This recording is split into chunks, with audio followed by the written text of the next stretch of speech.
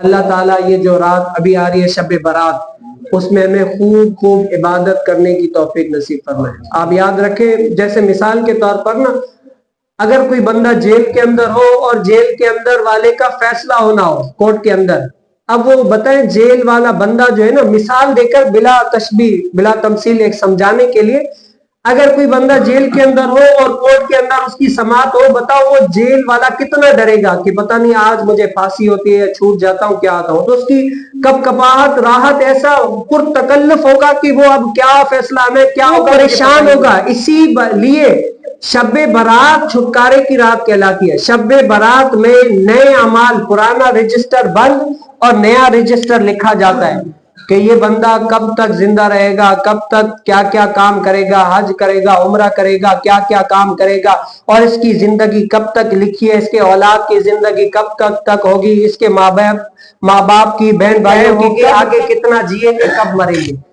اب یہ معاملہ جو ہے نا بہت احساس ایسا ہوتا ہے بندہ، اور میں یہ بات کہا کرتا ہوں، بندہ اپنے لیے پھر بھی کچھ نہ کچھ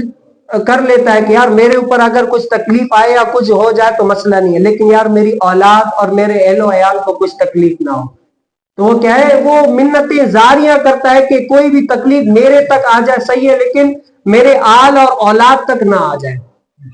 تو آپ کہیں اس رات میں بندے، تو میں نے اللہ والے دیکھے راتوں اس دن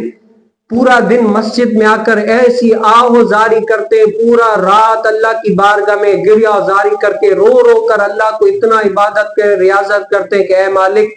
میرے بارے میں، میری آل کے بارے میں، میری اولاد کے بارے میں کرم فرما۔ یعنی ان کے لیے زندگیاں، موت تو آنی ہے، لیکن انسان ہے، ہر کوئی کیا زندگی کی خواہش رکھتا ہے، اور یہ ہے کہتا ہے کہ اللہ ان کی عمر کو دراز فرمائے، ان کو محتاجی سے بچانا، ان کو کیا ہے پریشانی سے بچانا، اپنے لیے اپنی آل کے لیے دعائیں کرتا ہے۔ تو اس ٹائم پر کیا نیا رجسٹر ہوگا، آپ یہی چاہیں گے کہ یا اللہ میری اولاد کی بھی عمر لمبی ہو، اے اللہ میرے آل کے رزق میں، اولاد میں برکت وسعت عطا فرما، اے اللہ ان کو محتاجی سے بچا، اے اللہ ان کو پرسکون رکھ، اے اللہ ان کے اوپر کیا ہے کوئی پریشانی نہ آئے، آپ یقیناً یہی چاہتے ہوں گے۔ تو آپ اگر وہ رات بھی غفلت میں ہماری کٹ جائے، گناہوں میں کٹ جائے، تو آپ سوچ لیں پہلا رجسٹر جو ہمارا شروع ہوگا نا، اب بھی پتہ نہیں ہم اس رات تک پہنچتے ہیں یا نہیں پہنچتے، جو پہلا رجسٹر شروعات والا ہوگا نا ہمارا، وہی گناہوں سے شروع ہو جائے گا۔ اس رات میں آپ سے اپیل کرتا ہوں، گزاری رات عبادت ریاضت کرتے رہے یہاں تک کہ فجر کا ٹائم آ جائے، اور اس رات اللہ کو رو کر اللہ تعالیٰ کو راضی کریں کہ اللہ تعالیٰ کیا ہے ہمارے اوپر اپنا کرم نصیب فرمائے، اور اللہ تعالیٰ ہم سے کیا ہو جائے راضی ہو جائے۔ اور جو لوگ نماز نہیں پڑھتے نا، وہ کوشش کریں نماز پڑھیں، کہ نماز کسی حالت میں بھی معاف نہیں ہے۔ اور آپ کا میرا عقیدہ آپ نے سنا ہے کہ حضور علیہ السلام تو غیب کا علم جانتے ہیں،